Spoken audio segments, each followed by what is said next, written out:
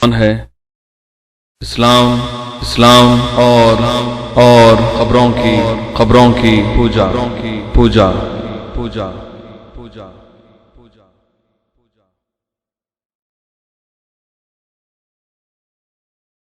اس درس کو خطاب فرما رہے ہیں فضیلت الشیخ سید معراج ربانی حفظہ اللہ۔ اعوذ باللہ من الشیطان الرجیم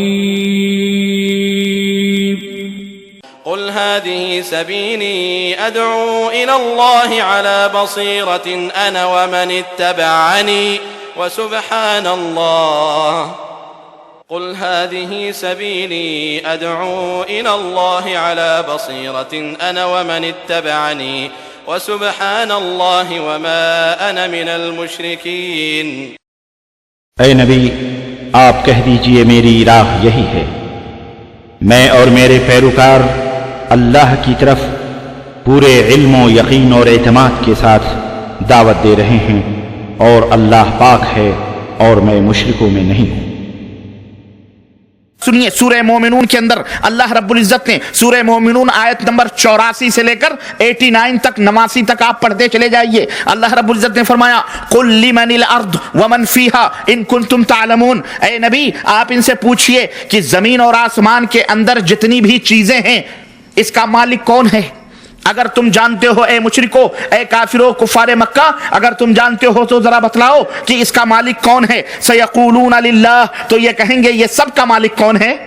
اللہ ہے۔ قل افلا تذکرون، تو اے نبی آپ کہہ دیجئے نصیحت نہیں حاصل کرتے ہو۔ قل من رب السماوات السبع ورب العرش العظیم، اے نبی ان سے پوچھئے کہ ساتوں آسمانوں کا عرش اعظم کا مالک کون ہے، کون ہے پالنہار؟ سیقولون للہ، تو یہ کہیں گے یہ سب کا مالک کون ہے؟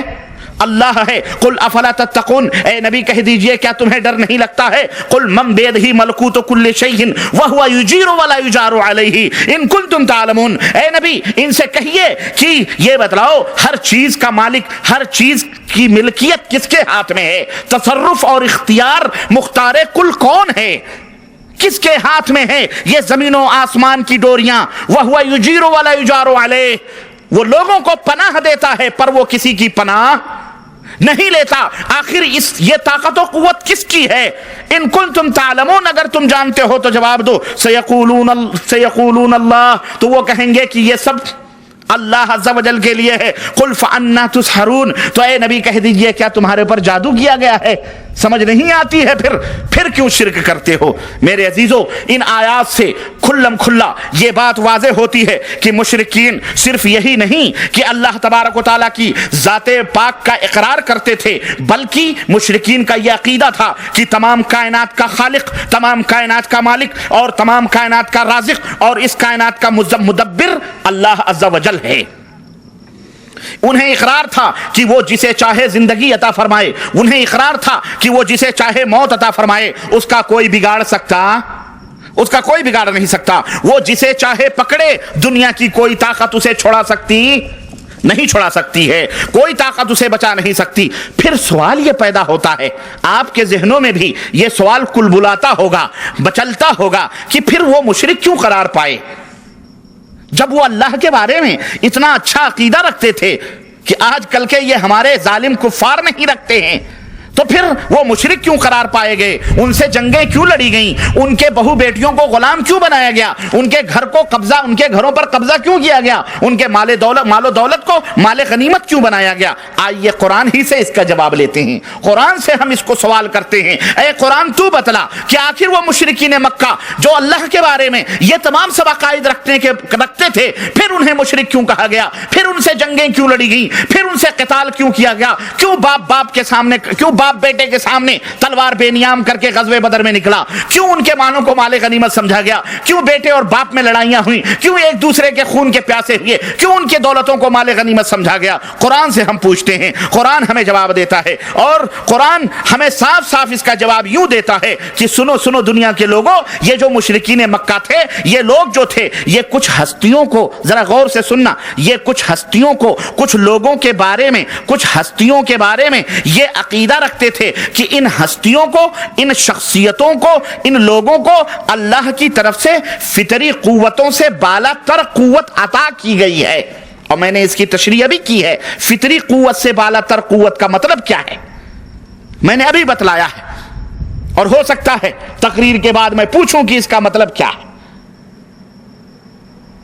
آپ کی جو قوت ہے اس سے بالا تر قوت، وہ یہ عقیدہ رکھتے تھے کہ یہ جو ہستیاں ہیں، یہ جو بزرگ ہیں، یہ اللہ تعالیٰ نے انہیں کچھ ہماری فطری طاقتوں سے ہائی لیول کی طاقت عطا فرمائی، بڑے ہائی لیول کے لوگ ہیں، خاص پاور عطا فرمایا اللہ تعالیٰ نے، خاص پاور۔ اور وہ یہ سمجھتے تھے کہ یہ جو ہستیاں ہیں یہ اللہ سے ہماری سفارشیں کروائیں گی۔